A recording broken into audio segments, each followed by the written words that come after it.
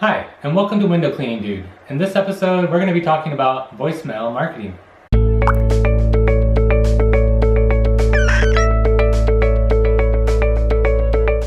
So as a beginning window cleaner, or if you've been in the business for a while, it's important that you have a clear and concise voicemail for your customer when they call. So you can't always get every phone call, especially if you're on a ladder and you're cleaning windows or you're just in a tight spot. Sometimes you are going to have to call your customers back. Now, I recommend that you call your customers back right away. I also recommend, if possible, to answer every single phone call because you don't want to miss out on that job, that potential job. But sometimes you don't have a choice and you have to let it go to voicemail. So when it goes to voicemail, you want your voicemail to pretty much say to the customer whatever you would have said to them if you had been talking to them in person. This is the perfect opportunity for you to market your business through a voicemail.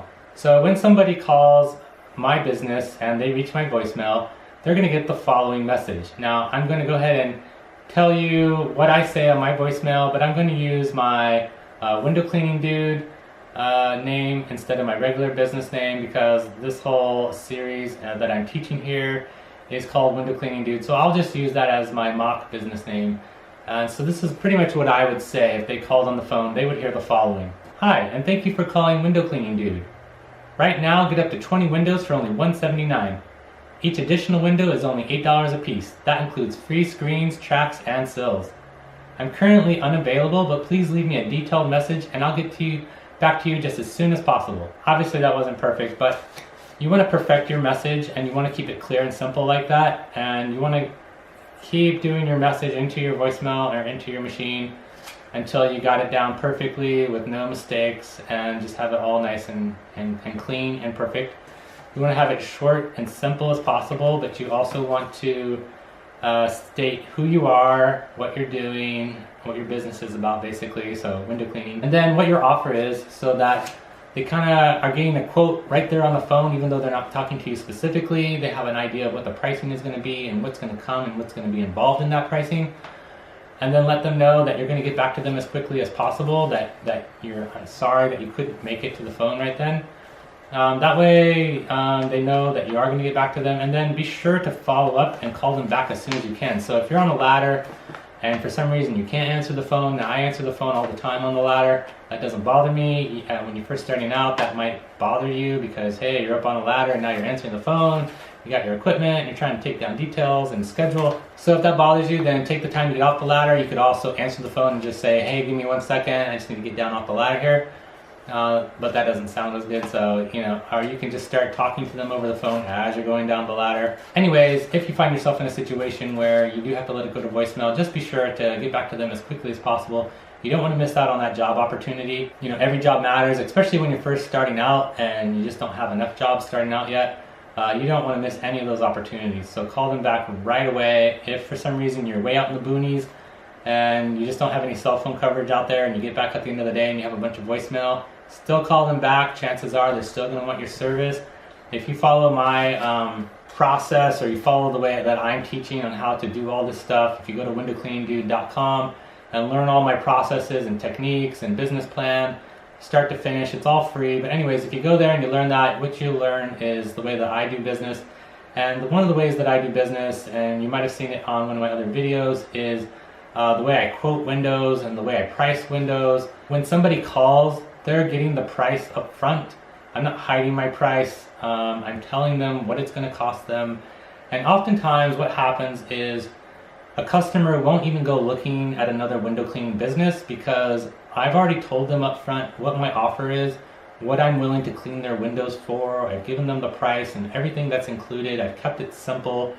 They can understand it. They can easily count up their windows and determine roughly what their quote is going to be, even without me talking to them directly.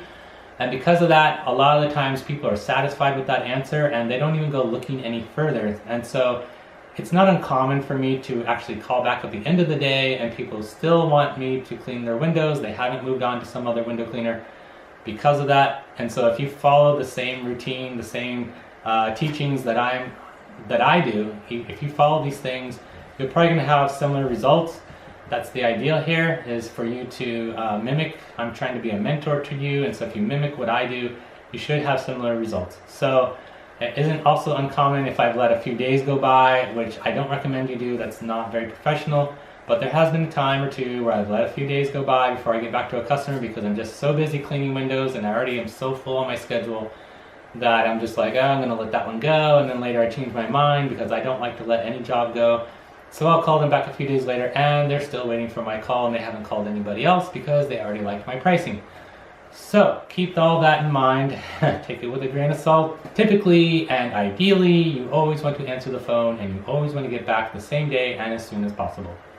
Just know though, if that doesn't happen, if you follow my pricing structure and the way that I do windows and count windows and quote windows, you're probably still going to have that job there waiting for you.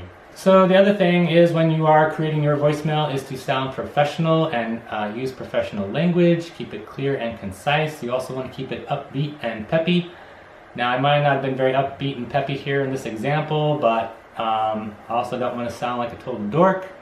So keep it upbeat and peppy while you're creating your voicemail so that it comes across as, hey, this is a really friendly person over the phone. I know a lot of guys probably have very deep voices and they might sound a little disgruntled or not very happy, like, hey. You know, I don't know. So just try to keep it upbeat and peppy. You're probably going to sound a little weird trying to do it. But if you can make it friendly, the reason why you want to do that is because a lot of your customers are actually going to be women who are calling you. A lot of women are home during the day, and a lot of my customers actually end up being women that I'm going to go and clean their home. They're the ones who are home.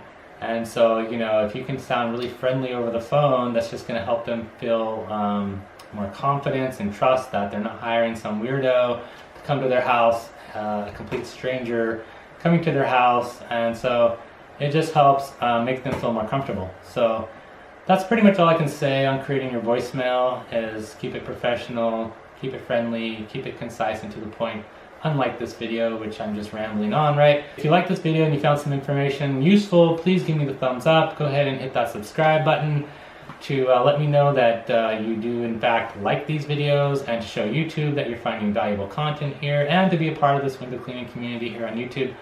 So hit the subscribe button. Comment down below for anything else that you want to know more about, and also visit windowcleaningdude.com where if you've watched all my other videos, at windowcleaningdude.com you're going to find everything you need to know to start your window cleaning business, start to finish.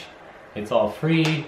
I show how-to videos on how to do everything, videos on the various window cleaning tools that you need, a whole list of everything you're going to need starting up and where to find those things, as well as a step-by-step guide. Everything you need to know, just starting your business, starting out legally and so forth, taxes, all that sort of thing. Everything's there. It's basically a business franchise all wrapped up for you and a website, and it's all free. So have a great day. I will see you in the next episode.